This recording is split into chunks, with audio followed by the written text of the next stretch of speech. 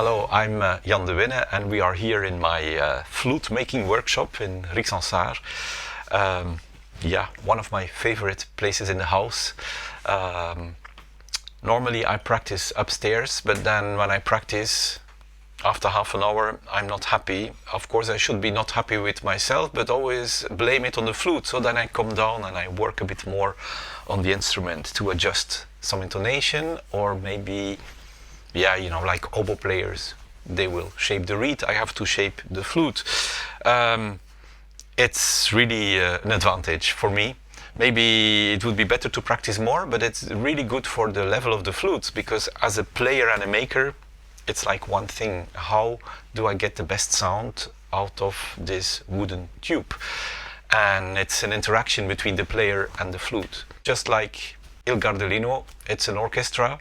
It used to be chamber music group when we started, and now like since 20 years we're building up this orchestra sound, and it's also something that you have to work and shape it constantly by work, of course, and of rehearsals, but also finding the people that match together, and it's a bit the same magic as building an instrument.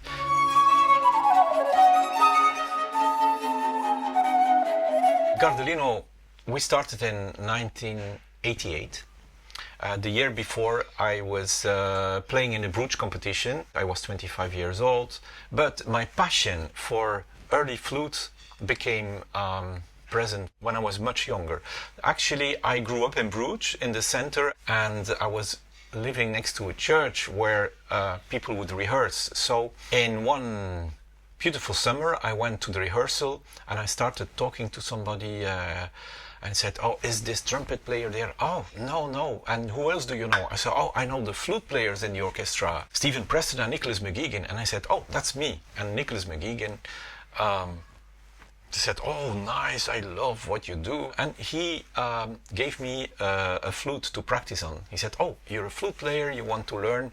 So I was really lucky. I was like 16 years old and I could start next to my modern flute with incredible for a few months on an original Stainsby flute, and then he came back and gave me a copy to practice on. So I was lucky to start very early, and I was fascinated by this magic sound of the early instruments. But also at that time there were maybe three good makers. Toots, now you have Toots Junior, and Weymals, and his daughter took over.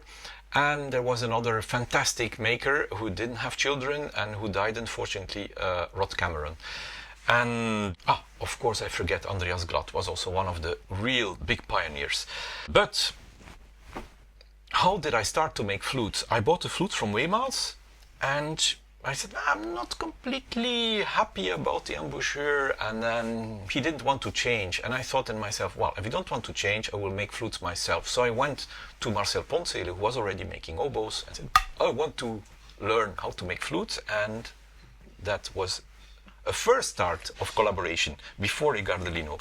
And then after the competition, where I had the second prize, Marcel looked at me and said, we could start a group and let's start Il Gardellino. That's how it went. This whole thing of starting a group without like the most normal thing and making instruments like the most normal thing, but you have to see in 88 we were less overpopulated than now.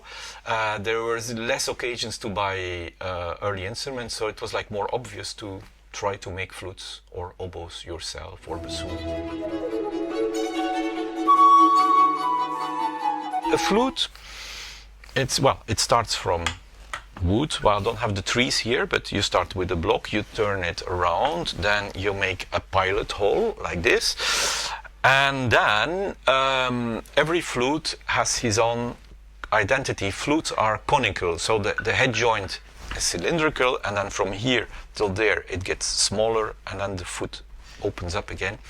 So for every flute you have to measure the original, put it in a graphic, then you go to the steel shop and buy a tube in the right dimension, and you turn it into the conical shape, and then again you have another machine to phrase this out so that it's like a spoon, and that you can just ream It's like sharpening the pencil, but it's you sharpen the interior. So when you have the chops, so I can put exactly the form on the inside, and then when the inside is done, you turn the flute the outside, and then it's still not finished. You have to do the holes.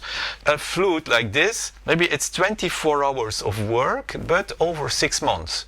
Because you see many flutes, because I start and it has to rest, and then even I say 24 hours, but normally when it's finished, I play them in. I never just finish them and send them away. Then I will play them for weeks and still do small adjustments till I'm really happy.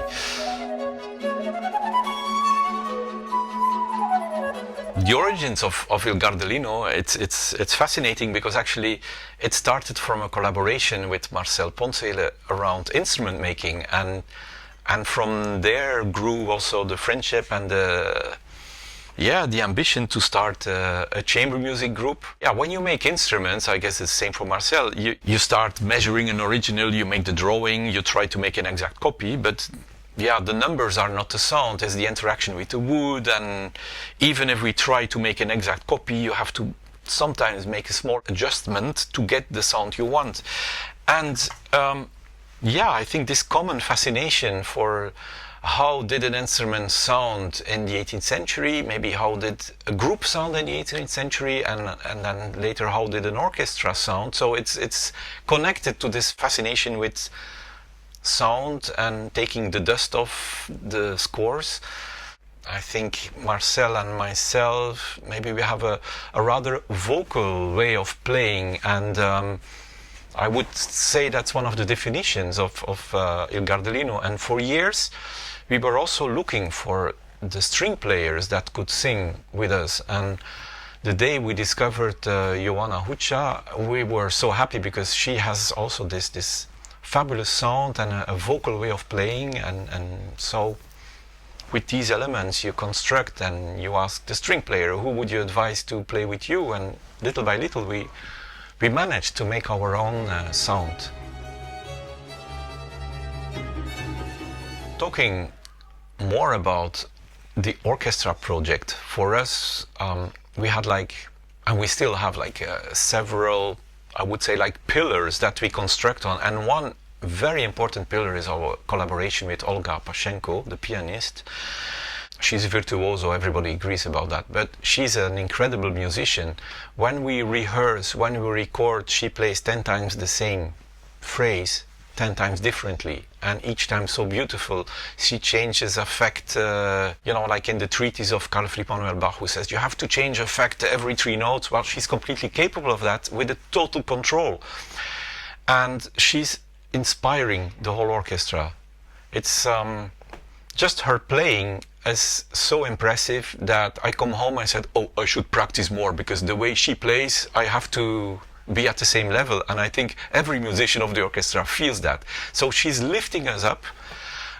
It's a beautiful project, because Mozart, well, one of the greatest composers, and it's just a treat to do this whole project. We are discussing with her to do more than Mozart, also to give her a bigger role as inspiring us for other projects, and a very close partnership, artistic partnership for the future. Another pillar is that we like to discover forgotten music.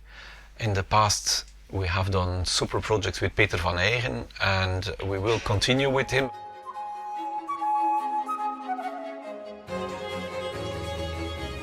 We started in '88, so in 2028 we will be existing for 40 years. It makes me nervous, because I would love Gardellino to go on without Marcel and me. So we made this. It's not our thing. It's like an external body, and I'm not connected, and I don't want it to be the group of Marcel and myself. I want it to be a group, a collective of musicians, and that's also, I think, what we try to achieve with having also very warm atmosphere, that everybody feels valued. Of course, this difference, when you are the founder, it's like your child, but I want to like when you have children, exactly, you don't owe them, they live their life, and it takes another shape. So I guess I also need to slowly give Gardellino to the next generations, and we're working at that. For the moment, it's a fantastic mix of different generations. We're trying to organize a transition, maximize a young generation who can grow with us.